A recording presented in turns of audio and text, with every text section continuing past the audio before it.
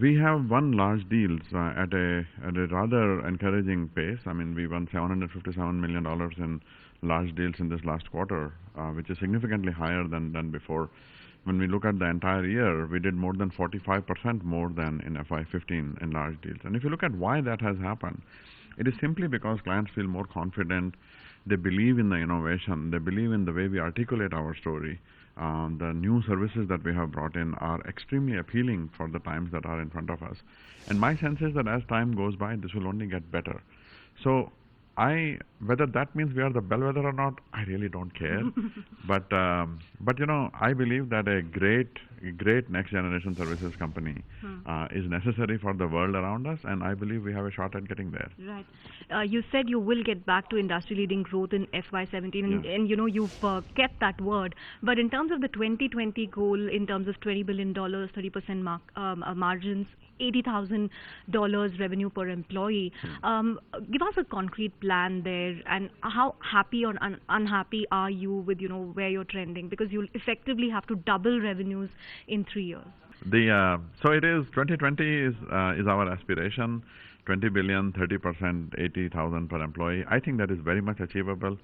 Every day that goes by, it is still quite a far away target and a far away date.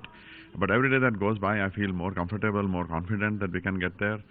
We don't have a concrete plan. We have a guidepost that we have established, 16.5 billion in renewing of our existing services that we have today, 2 billion in the new services that we are launching or that we have and that we have right now, and another 1.5 through inorganic the acquisitions that we make between now and then. So that is sort of the rough breakdown of the 20 billion.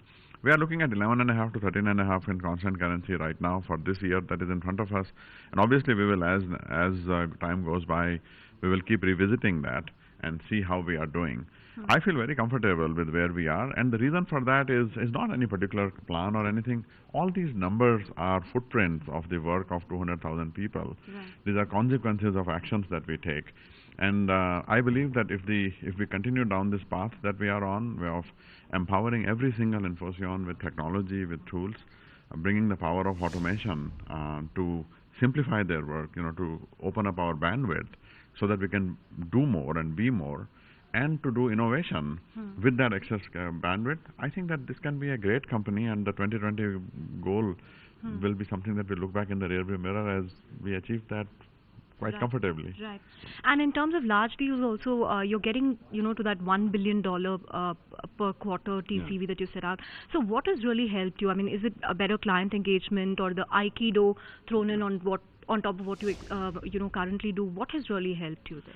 I think that it is a combination of these, a better understanding, a better articulation of the problem, of the challenges that the client faces by engaging with design thinking with them and understanding what is it that they are really trying to do and how might we help that. Better solutioning for that problem that we identify to really create a world-class solution. So all $20+ million deals I get, all $50 million plus deals I get involved in personally. 20 million plus, we have a team, a dedicated team that looks through those. And then for that problem that we identify, then we construct a great solution for that using all our innovation that we can bring and so forth. And then most importantly, the experience, the way we narrate the story, the way we create that experience for the client, both for the deal process itself, but after the deal process. All of these have led to this improved. Right. And in terms of the gains you make through some of these new technologies, automation, which you're banking heavily on, when will these start kicking in, Vishal? I mean, is there a lag period, or how will you? No, they already are. They already are. We did 1,100 in Q3, our fiscal Q3. We did 1,706 or something people that were freed because of automation in this last quarter. So that number is going in the right direction. We have our endeavor is to have it. See, right now, if you look at 80% utilization, that means there is a significant unutilized population. Now, if you bring in 1,700 people, even though it is 1,700 is a great number, I think for the year it was more than 3,500 people. That number of 1,700 is still like around 1% of our workforce. So it gets lost in the 80% utilization. Right. And however, as time goes by, over the next 2, 3, 4 quarters, you will see that the automation number starts to become a meaningful part of the productivity improvement. Right. In the meantime, I mean, a zero bench, which is a marketplace that we have launched with the excess capacity with the people on the bench, has crossed 14,000 jobs on it. And and it is. I mean, the amount of excitement that I see around here today. Of course, the campus is silent; it's a holiday. But the amount of excitement whenever I go and do a zero distance and zero bench meeting is unbelievable. Right. We have a team who are on our engineering bench that has actually done digital twins of things inside our own campus. You know, we have huge chillers here in these campuses. They have actually built digital twins of chillers. People from the bench have done that. Right. So this is an amazing utilization. It doesn't change the operational parameter, of course, that we track, but it creates a sense of tremendous inspiration and engagement in the employees, and that in turn then results in things like the better attrition and so forth. Right. So overall, I'm happy with where things are going, and that's a great position. Finally, Vishal, you're based in Silicon Valley. You have the pleasure of listening to Donald Trump and Hillary Clinton day in and day out. So what do you really make about the whole rhetoric around visas? Is it something that you will be worried about? Would you put it down to election campaign? I mean, Mr. Murthy also came down heavily recently on IT companies saying that they should stop acting as agents of immigration. So what would you say? I would say rhetoric is the right word, and I think the whole visa thing is frankly totally irrelevant. I am a U.S. citizen. We have several thousand U.S. citizens and permanent residents working in the U.S. and local residents. I think longer term, I mean, I do believe, I do agree that there is a significant dependency that we have unnecessarily created on the whole visa thing. We need to do more local hirings. We have a very exciting thing we are working on called VGDM, and no, the V is not for me. It is virtual or visa independent global delivery model. Mr. Murthy actually started that work, and it is around bringing next generation collaboration technology. We are taking it several steps further, bringing in virtual reality and things like that to really create an experience where it doesn't really matter where you are, and you can really work in shared spaces and collaborative ways and so forth. So I think that this whole visa thing is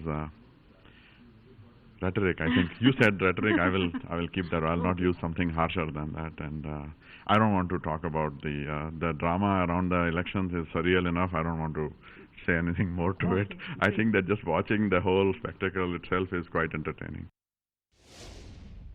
Overall, the demand is stable, both in North America and Europe, though we may expect some volatility on a quarterly basis, but net, it's much more softer, much more calmer than what we have seen in the past.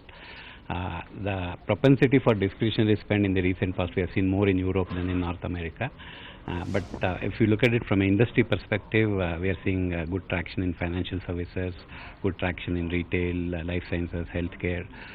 Insurance is a little bit soft, but that's more Infosys specific than industry specific. We are working on it. Telecom was relatively soft whole of last year, but Q4 we saw some good traction picking up. So this year we see probably telecom beginning to look up. Energy will probably continue to be soft rest of the year, but barring energy, to some extent aerospace in the manufacturing sector and to some extent insurance, we are fairly confident across other industries. And from a service line perspective, we are seeing tremendous opportunities in infrastructure management, in application development, maintenance, in testing. And even while for this quarter consulting and system integration remained flat, but for the year it grew more than nearly close to 14% or so on a constant currency basis. So we are seeing particularly on the back of analytics, digital and so on. So overall, I think what gives us the comfort is both across industry and service line, at least the pipeline is much more broad-based, and that gives us the comfort. Right. Ranga, in terms of margins, you have stuck to that, 24 to 26%. But where is this going to come from? Will you purely rely on operational metrics, or will the gains from automation also start accruing in? Because that's a worry that analysts have pointed out, that perhaps you're, working on very aggressive targets when it comes to automation gains. How would you address that concern? Well, I think last year we said 24 to 26 is our band, and this year exactly we ended it at midpoint 25%. And we continue to reiterate that band.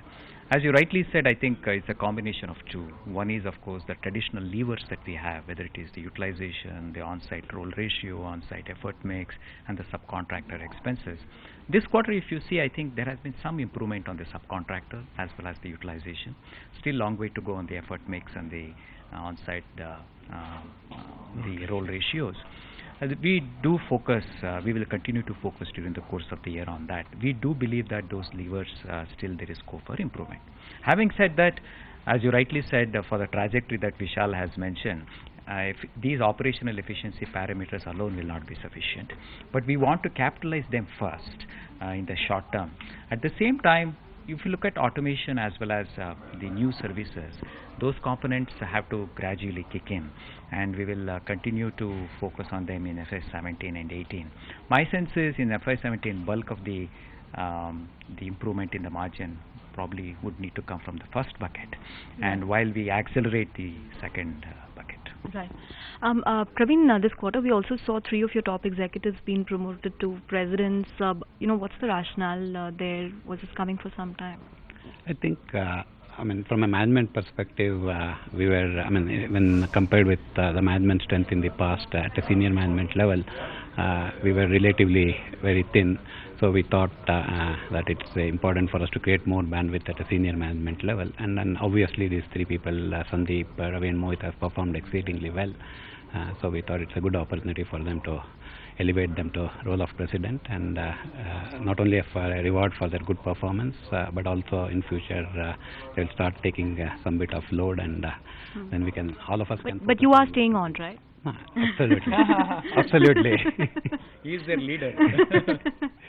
Ranga, in terms of this Q1, are we going to see hits because of the visa fee hike, because of the increments that will come in for employees? I know the letters haven't gone out yet, everybody's waiting, but will that impact margins to a certain extent? Of course, yes. I think Q1 always, if you look at last couple of years, we do take a couple of margin goes, has a certain impact on the margins. Certainly compensation is one, the visa is another one. The exact quantum, of course, we will know as we progress during the quarter. To answer your question, yes, I think that's true of the general industry at large. First quarter always we have these visa fees as well as the compensation increases. But in terms of basis points, you will not be able to tell us how I think we cannot give at this particular point in time, but how during the quarter we will. During the quarter. Okay. Praveen, in terms of TCV, where are you now, and where would you like to be in FY17? Now we have a run rate of about 600 to 800 through this quarter, and we want to move it to between 1 to 1.5 billion. The pipeline is decent. We just have to focus on converting, and this year, at least in particular, has been extremely good. 45% improvement in TCV over last year. 21 deals, 2.8 billion in TCV. So we'll continue to put effort on it, and our aim is to move to 1 billion plus per quarter kind of TCV. Right. Ranga, in terms of pricing, again, do you expect improvement going forward because of digital, or because of the existing offerings? Do you see pressure because IMS is being cannibalized by cloud? Are those some of the pain points that will impact pricing going forward? I think pricing, even if you look at this financial year on year-on-year basis, full year, the pricing has declined by 1.1% in constant currency. So we do expect similar trend lines, at least in the short term. One way that you're looking at is how do we counter the pricing decline through internal productivity, internal efficiency, so that at the deal level still we make healthy margins. When we submit a deal, there is a thorough analysis. In fact, Vishal and Praveen get involved in any deal that is submitted more than 50 million. It goes through a rigorous review for the entire life cycle of the projects. They review what are the productivity improvements possible on-site effort means, can it come down, what are the assumptions of the role ratios. So we look at a thorough analysis of each of the deals. However, I think the pricing decline that we saw of 1.1% in constant currency, we don't expect that to go away in the short term.